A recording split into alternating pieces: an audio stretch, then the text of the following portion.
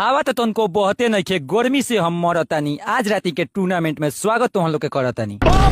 Cycle इतना रखल बावे देहिया हमारे हिलता, इहे उ टूर्नामेंट है जेमे चांदी के सिक्का मिलता। अच्छा लोग के इतना भीड़े बावे, मनवा हमार चौकत नहीं खे। मैच तो चालू हो गए लेकिन मुखिया जी लो लौकत नहीं खे। अरे साला 7 बजे से खेलल जाता, खेलत खेलत बिहान हो जाई। मुखिया जी अगर ना आई तो रसगुल्लो के पैसा जियान हो जाई।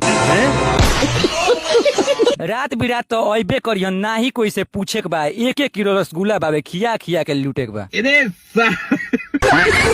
हमार टीम तो रेडिये बाटे, ना ही कोनो देर से आयल बा। पुलिस प्रशासन ग्राउंड में दिखता, लागत खेले कोनो जेल से आयल बा। बाजा बाजी तो धुन कर दी, कान के कनपट्टी सुन कर दी। एम्पायरिंग बढ़िया से करे, कोनो जेल से आयल हो तो खून कर दी। अरे बाप रे।